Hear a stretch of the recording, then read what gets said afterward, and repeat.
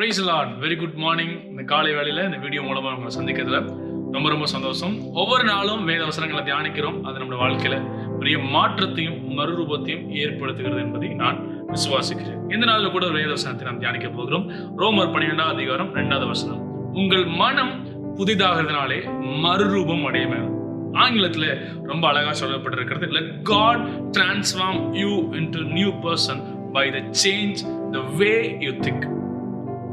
ரொம்ப சூப்பரா சொல்லப்பட்டிருக்கு ஆங்கிலத்துல, NLT என்கிற மொழியாக்கத்துல. நீங்க இதுவரைக்கும் யோசிச்சுட்டு இருக்கிறதுல இருந்து மாறுபட்டு யோசிச்சு பாருங்க, அதுலதான் உங்க மனம் புதிதாகும் அப்படின்னு இந்த NLT பைபிள் சொல்லுது. இதுக்கு இந்த வசனத்தை ஆரம்பிக்கிறதுக்கு முன்னாடி இன்னொரு பர்சன் சொல்லி ஆரம்பிக்குது, உலகத்துக்கு ஒத்த வேஷம் தெரியாமல் அப்படின்னு சொல்லி இருக்கிறது. அப்படின்னா என்ன? இந்த உலகத்துல இருக்க மாதிரி யோசிக்காதீங்க. அப்படி யோசிக்காம, அவனை மாதிரியே பேசாம, அவனை மாதிரியே பழகாம, ஆங்கில வேதத்துல அழகா சொல்லுங்க, don't follow the pattern of this world, don't follow the custom of this world, don't follow the some naughty things of this world அப்படின்னு சில மொழியாக்கத்துல இப்படி சொல்லி இருக்குது. இந்த உலகத்துல ஃபாலோ பண்ற மாதிரி ஃபாலோ பண்ணாதீங்க, நீங்க கிறிஸ்தவனாய் வேற மாதிரி யோசிக்கணும் அப்படின்னு வேத வசனம் சொல்லுகிறது. நம்முடைய வாழ்க்கையில ஏதாவது பிரச்சனை வரும்போது, ட்ரையல்ஸ் வரும்போது நீங்க எப்படி யோசிக்கிறீங்க, அதை நீங்க என்னவா பாக்குறீங்க, அதுதான் ரொம்ப ரொம்ப முக்கியமானது. எப்பெல்லாம் உபத்திரவங்கள் வரும்போது உங்களுடைய பார்வை எப்படி இருக்கிறது, உங்களுடைய திங்கிங் எப்படி இருக்குது. ரட்சிக்கப்பட்ட பிற்பாடு அதை திங்க் பண்றோமா, வேற மாதிரி திங்க் பண்றோமா, இல்ல அப்படியே திங்க் பண்ணிட்டு இருக்குமா? ஏன்னா மத்தேயு 3:8 சொல்லி இருக்குது, மனம் திரும்புதலுக்கு ஏற்ற கனிகளை கொடுங்கள் அப்படின்னு சொல்லி இருக்கிறது. ஆனா ஆங்கில வேதத்துல இப்படி சொல்லிருக்குது, change the way you think அப்படின்னு தான் சொல்லியிருக்கு. அந்த இடத்துல கூட மனம் திரும்புதலே என்ன அப்படின்னா, இதுவரைக்கும் யோசிச்சுட்டு இருந்ததை விட வேற யோசிக்கிறது. மனம் திரும்புதலோட கான்செப்ட் என்ன? இது வரைக்கும் கடவுள்னு வேற ஒருத்தரை வச்சிருந்தோம், வேற ஒருத்தரை பார்த்துட்டு இருந்தோம். ஆனா இல்ல, அப்படியே மொத்தமா அந்த திங்கிங் எல்லாம் மாத்தி இப்ப கடவுள் எனக்கு இயேசுதான்ப்பா கடவுள் அப்படின்ற ஒரு திங்கிங்குள்ள வந்துட்டோம். மனம் திரும்புதல் எங்கதான் ஆரம்பிக்குது?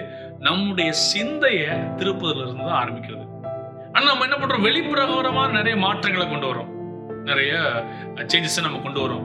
கிறிஸ்தவ கலாச்சாரத்தின்படி நிறைய கொண்டு, அது தப்பு இல்லை, தட்ஸ் நாட் ராங். ஆனா உண்மையிலே மாற்றம் எங்க வரணும்னா, நான் யோசிக்கும் முறையில மாற்றம் வரணும்.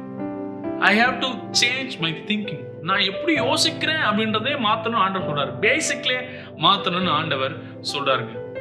இந்த அழகா இந்த டிரான்ஸ்ஃபார்ம் அப்படின்ற வார்த்தைகள் வரும்பொழுது இங்க அழகா சொல்லப்பட்டிருக்கு, let God transform you into new person. இந்த டிரான்ஸ்ஃபார்ம்ன்ற வார்த்தைக்கு நிறைய கிரீக் வேர்ட்லாம் சொல்லியிருக்காங்க. அந்த வார்த்தைகள் சொல்லும் பொழுது எப்படி சொல்லியிருக்கிறது, மெட்டமார்ஃபோ அப்படின்னு சொல்றாங்க. இந்த கிரேக்க வார்த்தை மெட்டமார்ஃபோ அப்படின்னா, இந்த கேட்டர்பில்லர் இருக்குல்ல, இந்த கேட்டர்பில்லர்னா அந்த கம்பளி பூச்சி இருக்குல்ல, கம்பளி பூச்சி ஒரு கூட்டுக்குள்ள போய் அது பூச்சியா மாறி அப்புறம் வண்ணத்து பூச்சியா மாறும்ல, இந்த ப்ராசஸ் பேர் தான் மெட்டமார்ஃபோ அப்படின்றாங்க.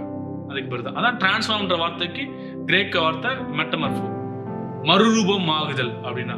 இந்த மனம் புதிதாகி மறுரூபமான என்ன ஆகணும் அப்படின்னா, நம்ம இந்த மாதிரி ஒரு கூட்டுக்குள்ளே இருக்க மாட்டோம், சிறகடித்து பரப்போன்றத அங்க உருவகப்படுத்தி சொல்றாங்க.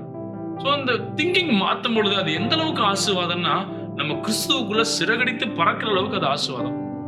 நீங்க யோசிக்கிற முறையை மாத்தி பாருங்க. இது வரைக்கும் யோசிச்ச மாதிரி யோசிக்காம வித்தியாசமா யோசிச்சு பாருங்க. வெவ்வேறு கோணங்களை நீங்க யோசிச்சு பாருங்க.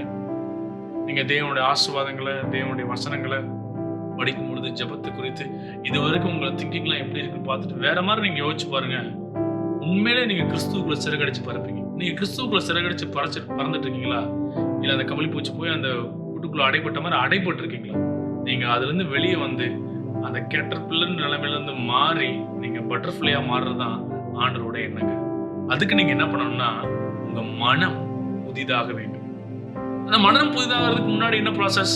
இந்த உலகத்துக்கு ஒத்த விஷம் தரிக்க கூடாது. உலகத்துக்கு ஒத்த விஷம் தரிக்க கூடாதுன்னா என்னது அப்படின்னா என்ன? அவங்க யோசிக்கிற மாதிரி யோசிக்காதீங்க. அவங்க பணத்தை குறிச்ச அவங்களோட யோசனை என்ன? பணம் தான் எல்லான்றது அவங்களுடைய யோசனை. நம்ம அப்படி யோசிக்க கூடாது. ஒரு பிரச்சனை வந்தோன்னா, சண்டை வந்தோன்னா அவங்க என்ன நினைக்கிறாங்க? அவனை திருப்பி அடிச்சிடணும்டா, பழி வாங்கிடணும்டா அப்படின்னு யோசிக்கிறாங்க. அது நம்முடைய யோசனை கிடையவே கிடையாது. வேலை பார்க்குற எப்படி வேலை பார்க்குறாங்க அவங்க எல்லாரும், அப்பப்பா அவனா போட்டுப்பா அப்படின்ட்டு. நம்ம அப்படி இல்லை, ரொம்ப எஃபெக்டிவா வேலை பார்க்குறோம். அவங்க இருக்கிற மாதிரி, அவங்க செய்யற மாதிரி செய்யாம நம்ம முற்றிலும் மாறுபட்டு யோசிச்சு நம்ம செய்யறோம் பார்த்தீங்களா, அதுதான் மனம் புதிதாகிறது. அப்படி செய்யறவங்க தான் கிறிஸ்துவுக்குள் சிறகடித்து பறக்கிறாங்கன்னு பார்க்கிறோம். அந்த வசனங்கள் நீங்க முழுசா பார்த்தீங்கன்னா தெரியும். உங்கள் மனம் புதிதாகிறதுனாலே மறுரூபம் அடையுங்கள், அப்பதான் தேவனுடைய நன்மையும் பரிபூர்ணமான சித்தம் என்னது என்று நீங்கள் அறிஞ்சு கொள்ள முடியுமாங்க? எஸ், உங்கள் மனதை புதிதாக்க இந்த காலை வேளையில தேவன் உங்களுக்கு உதவி செய்வாராக. உலகத்துக்கு ஒத்துவேஷம் தெரியாமல் மனம் புதிதாகிறதுனாலே மறுரூபம் அடைந்து தேவனுடைய சித்தம் என்னது என்பதை நாம் இந்த காலை வேளையில அறிந்து கொள்ள தேவன் உங்களுக்கும் எனக்கும் உதவி செய்வாராக. Thank you and God bless you. Have a great day.